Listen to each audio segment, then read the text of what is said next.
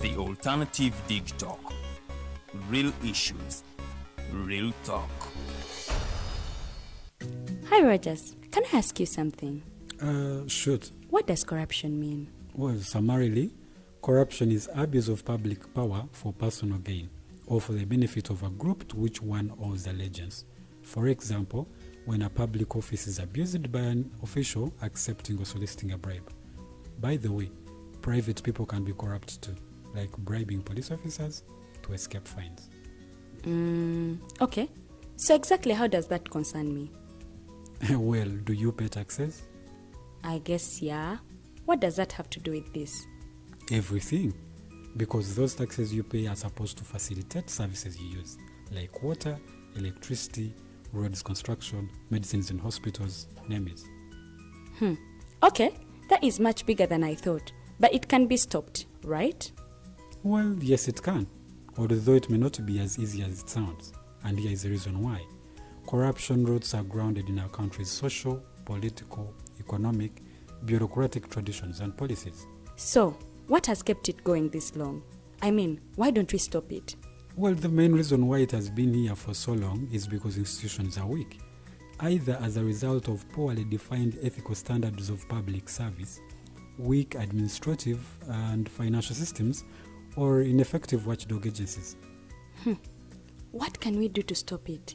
At a national level, we must focus on strengthening the independence and effectiveness of public institutions that fight corruption. At a personal level, we must commit to never giving a bribe.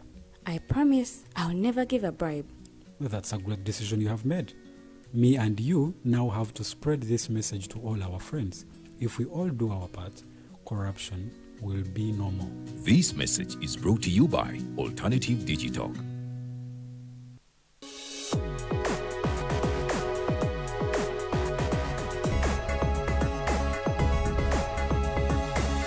The Alternative Dig Talk.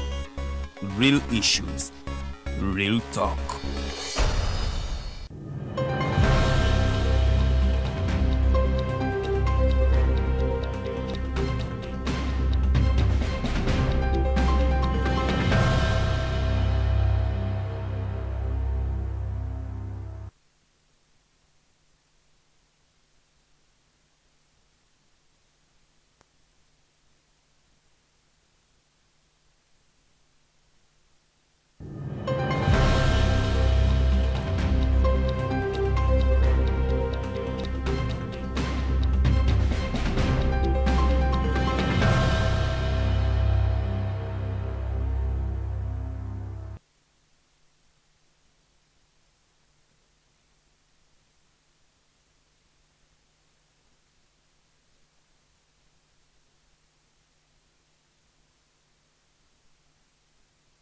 Capital Kampala. Thank you for tuning in to the Alternative Dig Talk TV. My name is Kenneth Rwemirembe Rwasimbira. We always come here at a time like this, 8 a.m. then to 10 a.m. We usually come in here for the first segment in the Mighty Drive Show that runs Monday to Friday. And the first segment is always the Mighty Global News Updates. Always a special moment that lets you know what's happening in this country and even outside. We thank you for always following us. And if you're watching this for the very first time, this is the Alternative Dig Talk TV, Uganda's leading online television that is trusted for delivering the right information without being partisan. We love everybody and we want change, positive change for all of us, not for just a specific group of people. And that's why we come in here every morning to give you all the best we have. And after these updates, another person will come in to give you our entire discussion or to host our guest of this day, and who will be General Moses Sibigirwa, who will be joining us shortly, and the host will be Princess Farida Bikobere. Don't miss that conversation, but for now, let me take you through some of the stories. Believing you had a good night and now it is a fresh morning. If things are not going on well for you, our prayers are with you and our hearts. We wish you all the good things, and we pray that may you achieve all the best in this new month. It is a very fresh morning here and a new day of the week, hoping that everything turns out to be new. From now, the bad side to the positive side. We have a lot of stories, starting with the story of that we have learned that the police is now investigating a group of youth who helped in the demolition of a building, two buildings in Wino near the Nachivubo drainage channel. And the group of these youth, so far, police says two of them have been arrested to help in the investigations, and that the police is continuously following this issue to find out more regarding it, to find out the people who were demolishing these buildings. And according to the eyewitnesses, they say that the people who had come there were looting goods from these shops that were being demolished. Whenever they could demolish, they were using even excavators to demolish the buildings, and these young people could rush in and loot goods from the shops, take them away. And now police is investigating to find out more regarding this issue, to find out who was behind the demolition of these buildings. But some of the businessmen say that the businessman Hamis Chigundu could be the one behind this, given the fact that he is doing some construction work around the Nachivubo drainage channel, and now he could be the one behind this. Even the people who were found there, who were arrested by police, are said to have been putting on the uniforms of the Hamis Chigundu, or they had uniforms labeled Hams on them, which could be one of the possibilities that maybe he was the one behind this. But the information from the Hamis Chigundu team has not yet been clear. We have not heard of information coming from that side regarding this incident, and the police has not yet accused him for doing the same. But some businessmen and women there say he could be behind this, and now the police has said that they are investigating more. This happened after the executive director of Kampala Capital City Authority, Sheriff Abuzeki, learnt of this very incident, that there were some people who were demolishing buildings. Then she had to contact the police to come in and help save the situation.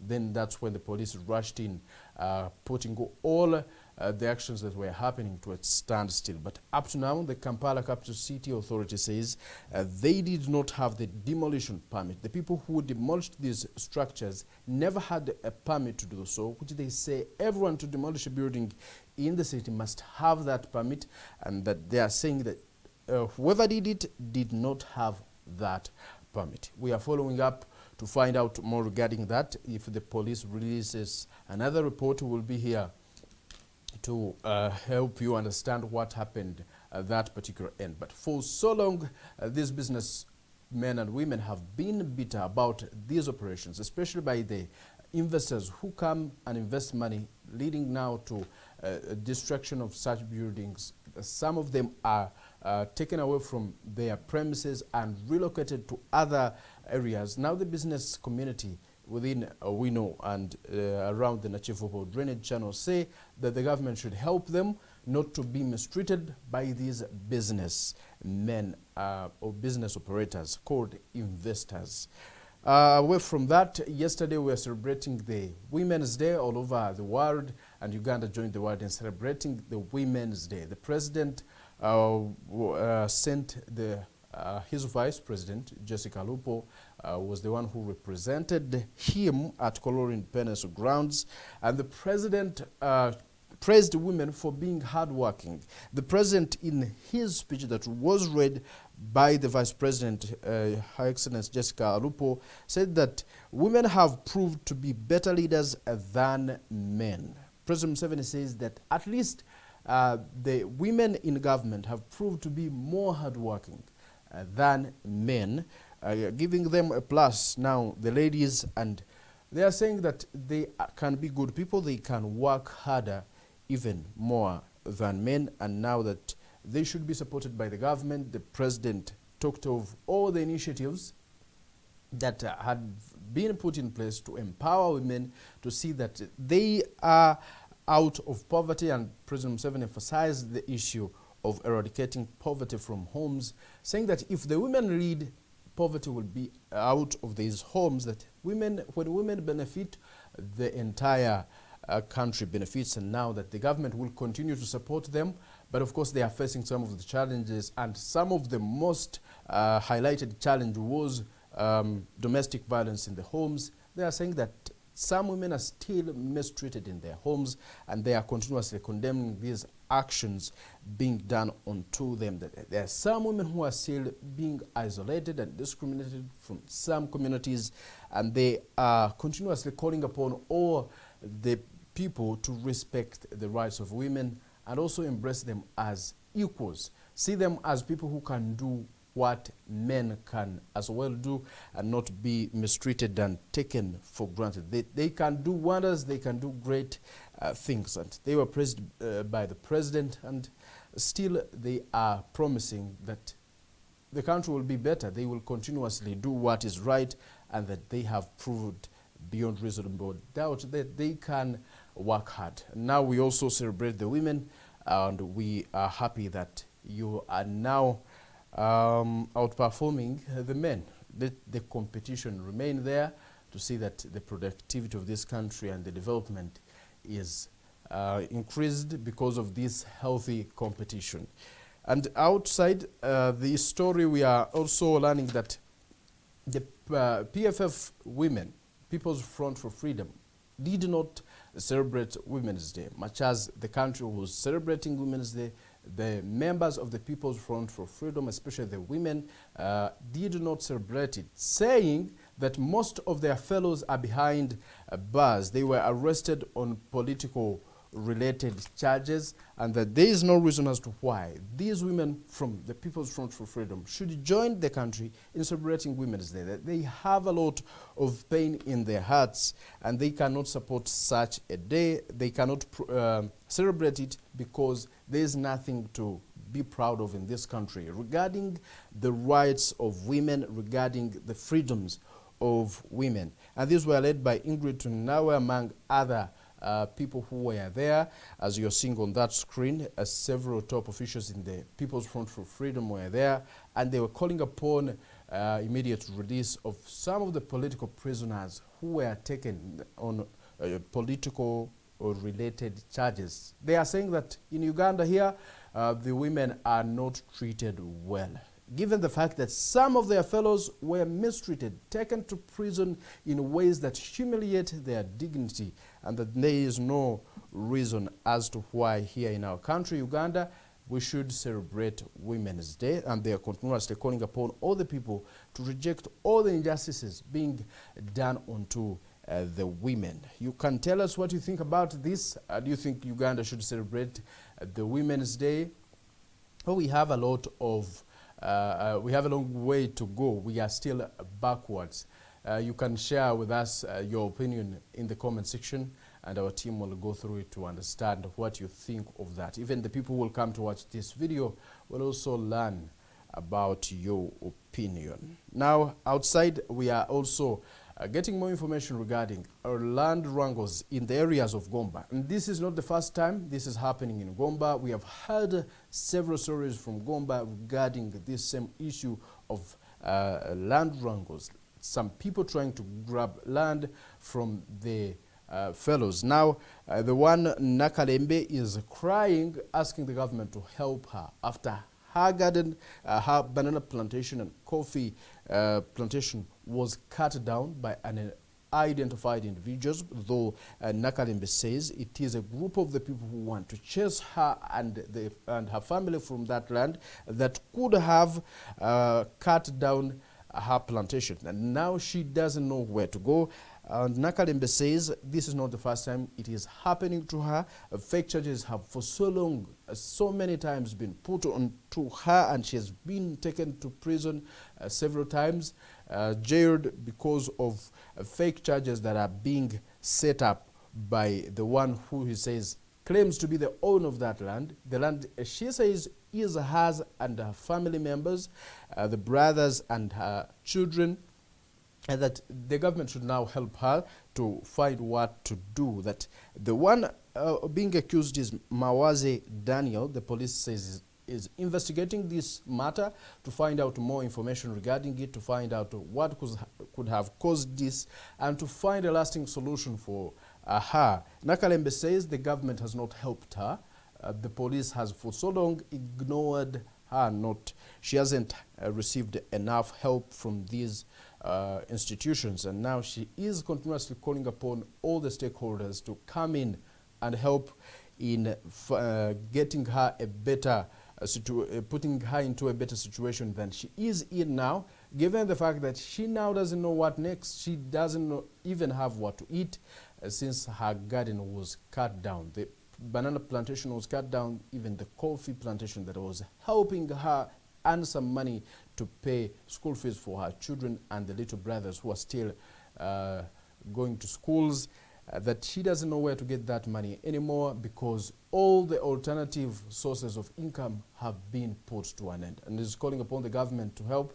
And land wrangles still continue to be a major challenge here in our country, Uganda. Several parts of the country are facing this problem. President Museveni had put several committees to help curb the issue of land grabbing, but it seems it remains a very strong challenge. And now it is still strong in the areas of Gomba, and we will follow up to find out how this ends. Let me take you outside Uganda, tell you what's happening, because we usually promise you here that you have to get the first-hand information and the right information. We were the first to break the story of Iran and the United States of America, how the tension was building up in the area and could lead to war at any time. Now the war is ongoing, the conflict is rising in the areas of Iran. The United States of America is striking Iran, also in joint operation, of course, with Israel. Now, Iran is also not seated down. They are also firing back, striking Tel Aviv in Israel. They are striking the United States embassies around the Middle East, although earlier on the president had come out to apologize, the president of Iran, that they were not going to continue striking their neighbors in the Middle East if they're not attacked. But we are seeing these strikes continuously happening. Now the United States struck another oil facility in Iran, leaving fire in the streets, blazes, flames of fire engulfing millions of goods, worth of goods, and now they are crying. People in Iran are still crying, asking for more support from the international community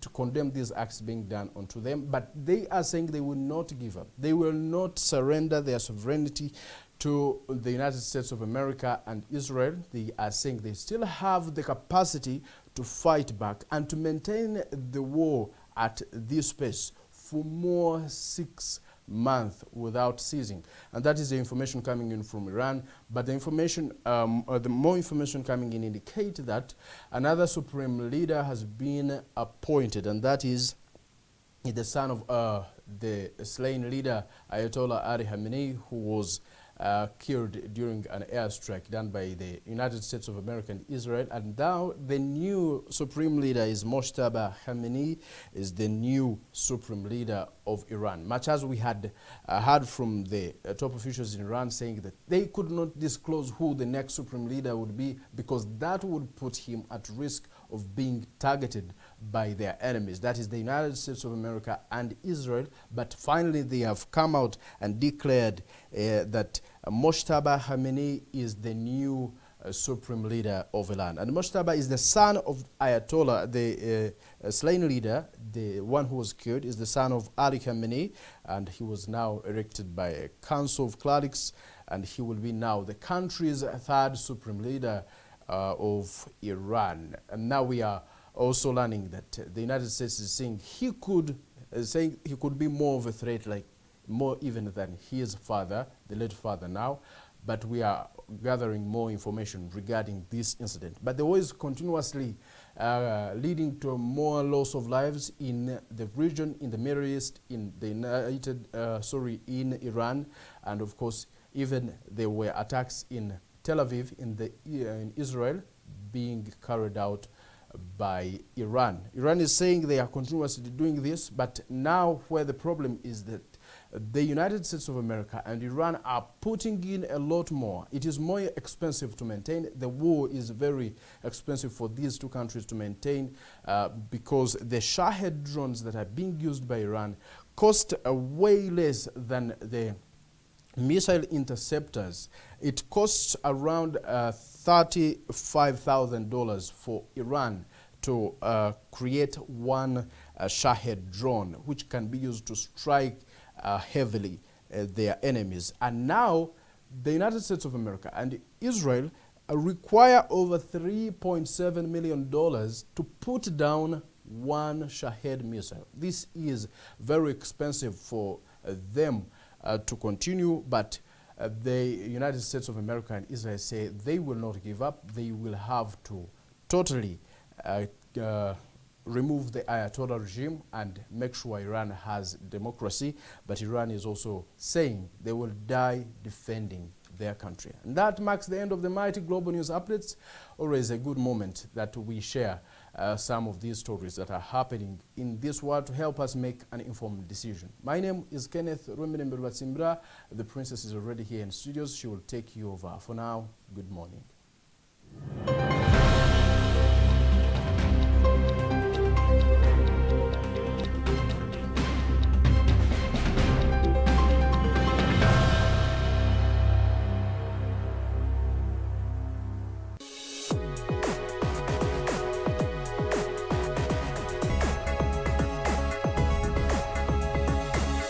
The Alternative Dig Talk.